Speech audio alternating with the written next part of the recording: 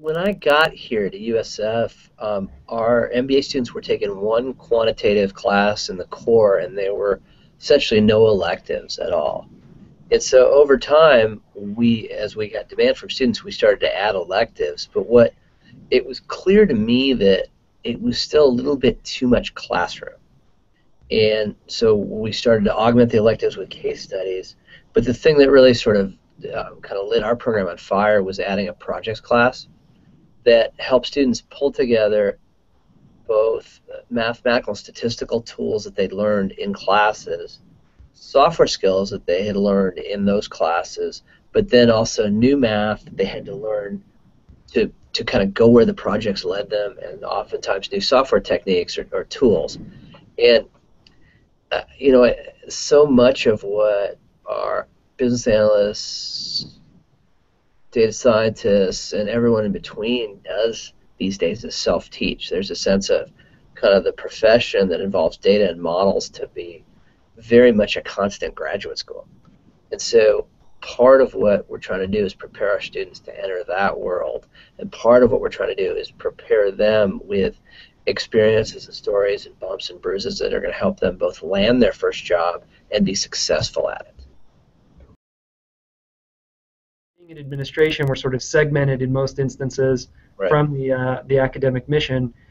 And do you have any thoughts if I were sitting at Colorado University in Denver, how would I find a faculty member or a student to help me with the project? Um, so this is from the perspective of the administration rather than the perspective of the faculty, just to confirm. Yeah. Right.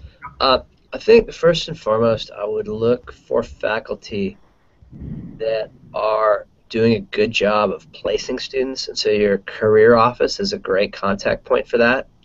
Just say, which kind of faculty are hands-on, involved, connected with the student job search, and connected with industry in general. That's your first kind of crucial breadcrumb as an administrator, kind of looking for faculty that might be interested in this stuff, is ones that are already organically gravitating towards that interface between university life and the business world. Right.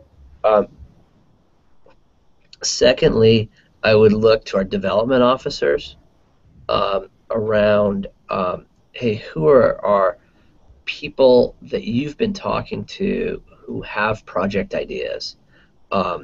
Because it's something that we're experiencing pretty commonly, is that as our fundraising folks go out and talk to alums would like to give back in some way, and the ways that they typically talk about are hiring students, hiring graduates, coming back and giving talks, or being available for informational interviews, and doing projects.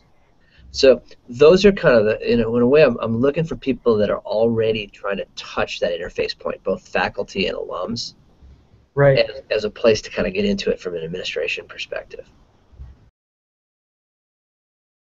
How do we as administration gear our projects in an appropriate way to make them relevant and meaningful for students? I would say that it depends on the instructor that you're partnered with. Okay. And so, give a couple of cases there. One case is this. The professor has a slot in their class for a student project.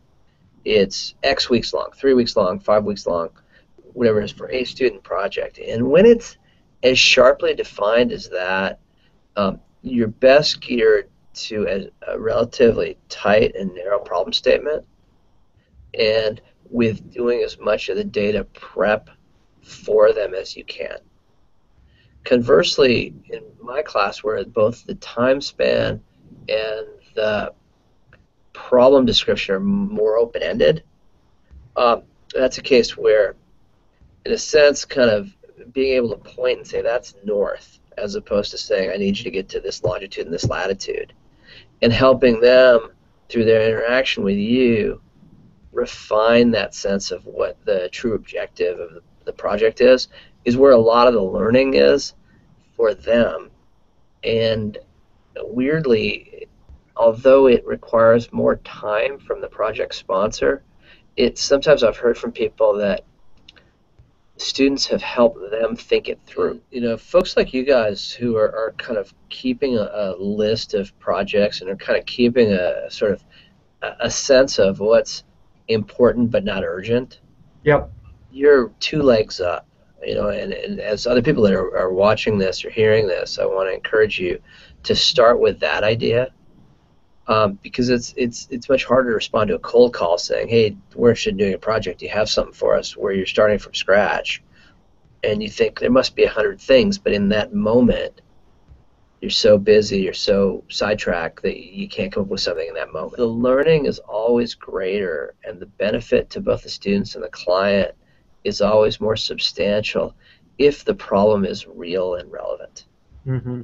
as opposed to, well, yeah, we'd kind of like to have somebody look at that. It'd be nice if they came up with something, but if they don't, who cares? Because the students sense that, the faculty senses that. And the last thing you want them to do is come back with an academic presentation.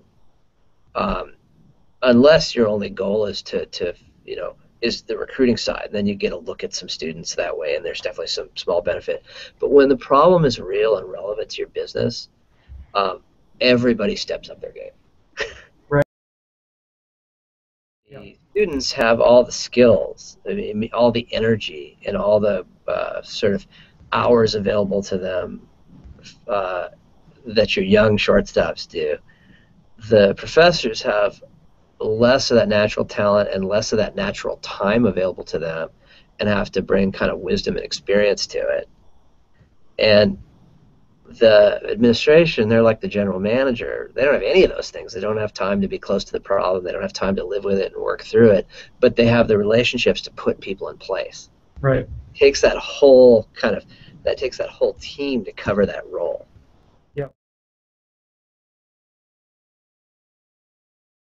I think at the core of it is to have as good an understanding of the class of problems that a particular professor's class or degree program is good at tackling. I mean, in a way, guys, working with you guys has really raised the question of how much coding skill do my students need to have, do new MBAs need to have in order to make a contribution? Um, and you guys have been able to kind of meet us halfway on that. And I've had other clients who were just amazed, where my students had much more technical capability than their in-house. To our earlier conversation, I think it helps with if you understand kind of where their students are going and what kinds of roles they're landing up in. That's a good point. And that's where your career office can be really, really helpful. I want to reiterate that although we had such a tiny group last year, we would really love to have a project from you guys this year, and I expect to have a group. I mean, I'm expecting to have 15 to 20 students and 4 to 6 projects.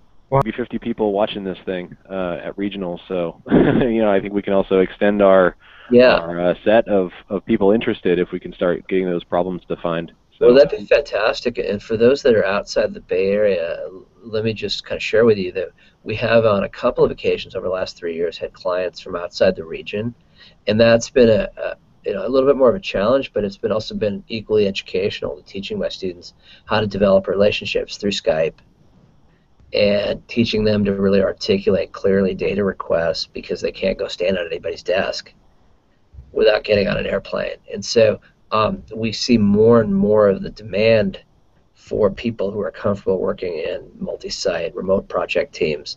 And so we have no fear of that, because that can be educational for us as well. Let me know how this thing goes, and then we'll talk again in early November. Yeah, absolutely. Absolutely. That sounds great. Have fun down there, too. Yeah, that'll be perfect. That's the home of the 3-for-1. Yeah. The 3-for-1 happy hours. So have a good trip, and we'll talk soon. This was fun, you guys.